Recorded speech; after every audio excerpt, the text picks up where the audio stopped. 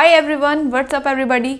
उम्मीद करते हैं आप सब अच्छे होंगे और अपनी प्रिपरेशन जो है अच्छे से कर रहे होंगे। और उसी के रिगार्ड में जो है आज हम साइंस का बेसिक सा कंसेप्ट देखेंगे कि वाटर साइकिल क्या होती है। और ये क्लास 6 के बेसिस पे जो है आपको वाटर चैप्टर की समरी दी जा रही है। सबसे पहले हमारी अर्थ जो होती है, हमारी जो अर्थ है हम मान के चलते हैं उसमें 3 स्लाइसेस हैं। कितनी स्लाइसेस हैं? 3 स्लाइसेस हैं। और उन 3 स्लाइसेस में से जो है 2 स्लाइसेस ऐसी हैं जो पूरी की पूरी पानी से भरी हुई हैं। सो कंसेप्ट फैक्ट ये निकलता है कि जो 2/3 पार्ट है अर्थ का वो वाटर से कवर है। बट जो ये इतना सारा वाटर नजर आ रहा है कि टोटल 3 पार्ट हैं और उनमें से 2 पार्ट वाटर के हैं, that 2 part of water is not usable for us. हम जो है वो पूरा 2 पार्ट यूज नहीं कर पाते हैं, क्योंकि जो 2 पार्ट होता है उनमें से भी जो है मैक्सिमम वाटर जो है बहुत ही ज़्यादा सोल्टी वाटर होता है, जो कि मैक्सिमम ओशियंस में मिलता है। और हमारे लिए जो प्रेजेंट होता है यूज़ के लिए वो उसकी मात्रा जो है बहुत ही ज़्यादा कम होती है। तो हमें जो है वाटर को बिल्कुल बोल सकते हैं ध्यान से जो है उसको यूज़ करना चाहिए, केयरफुली यूज़ करना चाहिए। ये नहीं है कि आप उसको जो है वेस्ट करते रहते हैं और आपको जो है कुछ भी फ़र्क नहीं पड़ रहा है। जब आपको पता चल चुका है, हम साइंस में देख चुके हैं पढ़ के कि हमारी वाटर पे हमारी अर्थ पे जो है वाटर की स्कैरसिटी है, सो हमें जो है उसको अपनी लाइफ में भी अप्लाई करना चाहिए कि हमें वाटर को जो है कभी भी वेस्ट नहीं करना चाहिए। सो अब कंसेप्ट पे आते हैं कि वाटर साइकिल क्या होती है।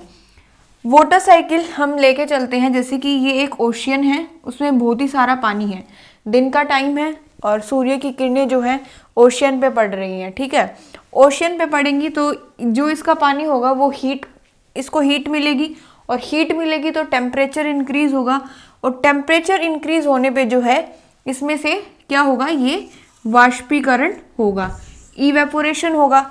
तो वाटर ड्रॉपलेट्स जो है ओशियन में से एटमॉस्फेयर में आके कलेक्ट हो जाएंगे। ये हमारे वाटर ड्रॉपलेट्स कलेक्ट हो गए।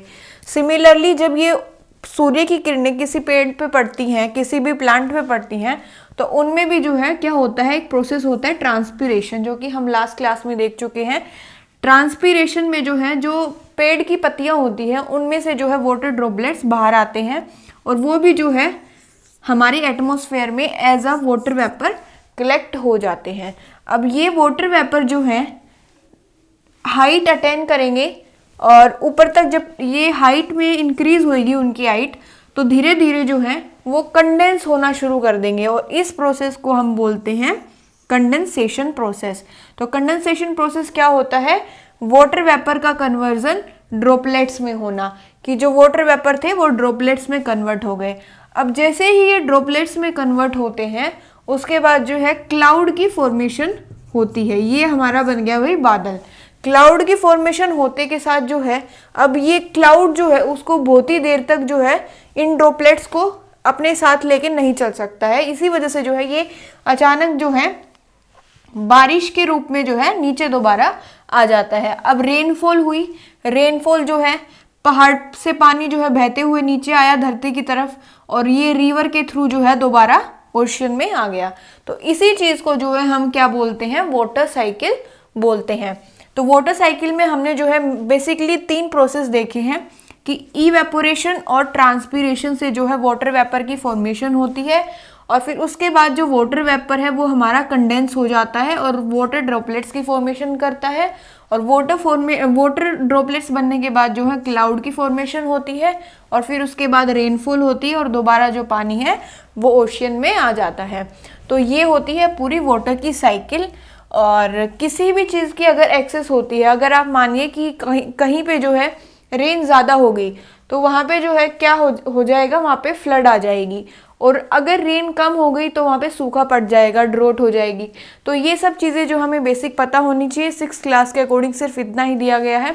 उम्मीद करते हैं आपको जो है ये क्लियर हो गया होगा। आप इसका स्क्रीनशॉट ले सकते हैं जब वीडियो एंड होगी। And if you have still any doubt, then you can put them in comment section. We will reply you as soon as possible. Don't forget to like it, share it and subscribe it.